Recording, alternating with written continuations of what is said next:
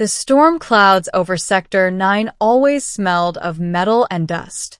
Marcus Hale, a retired engineer and part-time scavenger, never expected anything alive out here, much less something small, trembling, and watching him with enormous luminous eyes.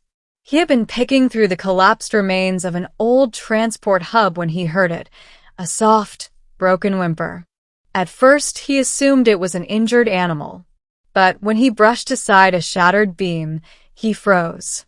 A child, but not human. Her skin shimmered like pale blue glass, cracked in places.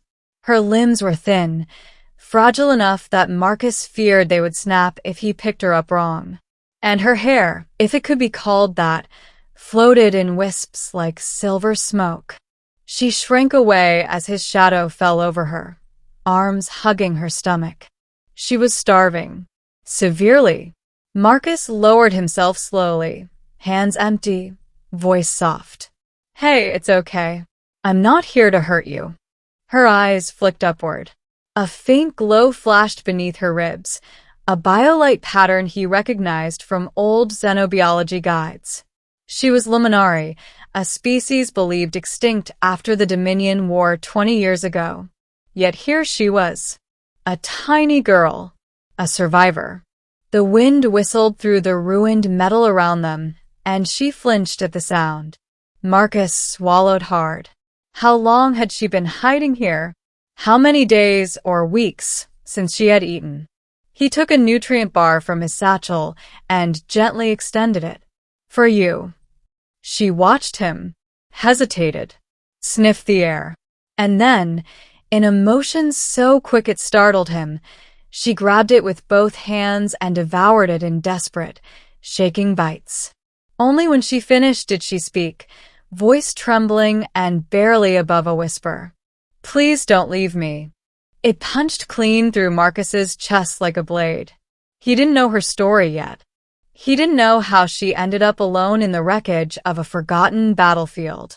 He only knew this: he would not walk away. Middle. A hunger beyond food. The girl told him her name on the journey back to his homestead. Lyra. Her voice was quiet, as if every word cost her strength. Marcus carried her wrapped in his jacket. She weighed no more than a sack of feathers. Occasionally, faint glimmers pulsed under her skin, weak, irregular, like a dying fire. She was beyond malnourished.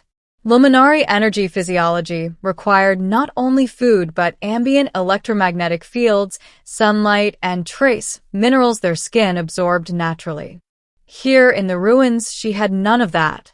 When they reached Marcus's property, a modest dome house on the outskirts of the neutral settlements, he kicked the heater on, lit every lamp, and opened the shades to let what little ultraviolet light filtered through the storm in. Lyra blinked at the surroundings like they were from another universe. Marcus prepared a bowl of nutrient broth. Lyra drank it so quickly she nearly choked. He gently took the bowl back. "Slow down," he said softly. "There's plenty." Her eyes widened. The idea of plenty seemed foreign to her. Later, after she finally slept, curled up on the couch beneath a thermal blanket, Marcus contacted his old military network. Most records on the Luminari were classified, but he pieced together fragments. Her colony ship had been destroyed 15 years ago. No survivors reported. So, how had she survived? The next day, after eating, drinking, and absorbing sun from the UV lamps, she finally told him. The ship had crashed into the outer wastelands. Her mother had hidden her in an emergency pod. The pod sustained her for years in stasis before eventually degrading and releasing her into the ruins.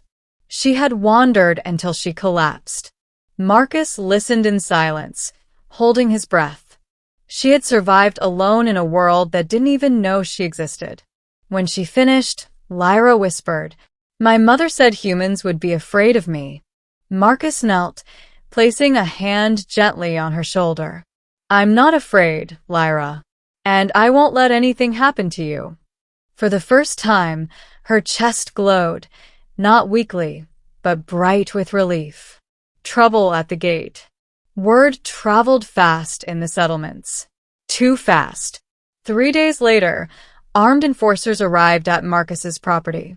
They claimed a non-registered biological entity had been detected via energy scans.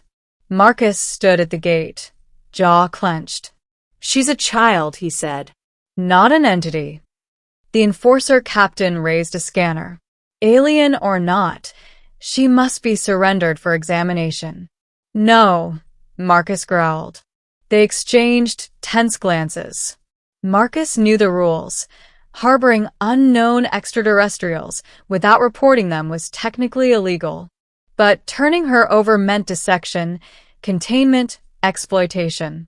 Lyra, hearing voices, peeked from behind him.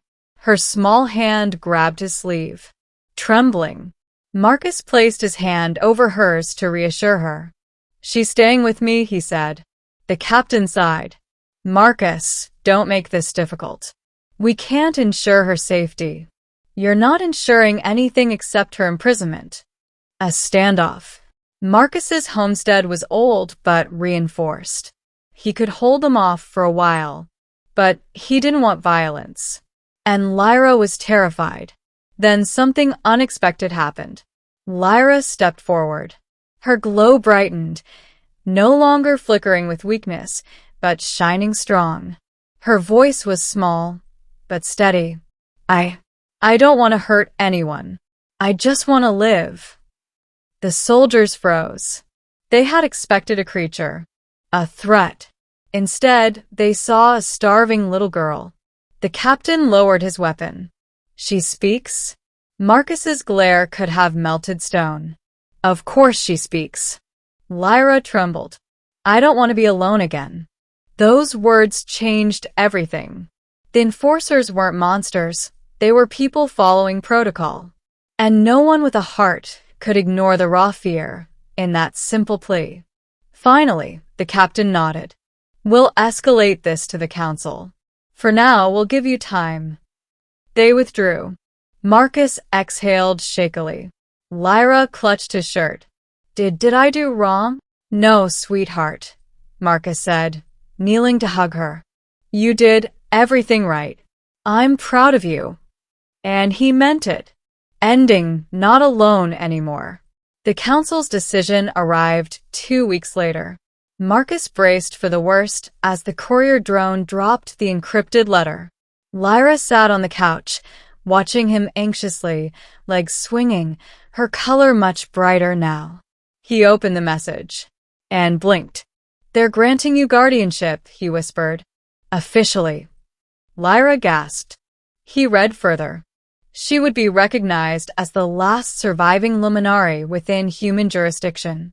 She would be protected, monitored for health, not detained. Marcus would serve as her legal caretaker until she reached maturity by luminary standards. Lyra stood. "Does that mean I can stay?" Marcus swallowed the lump rising in his throat. "Yes," he said softly. "You're home." She ran at him, arms tiny but full of overwhelming gratitude. He lifted her easily. Her glow lit the whole room, warm and brilliant. For the first time since he found her in the ruins, she wasn't trembling. She wasn't starving. She wasn't alone. She had a future, a family, a place in the world. Because one human, just one, refused to walk away.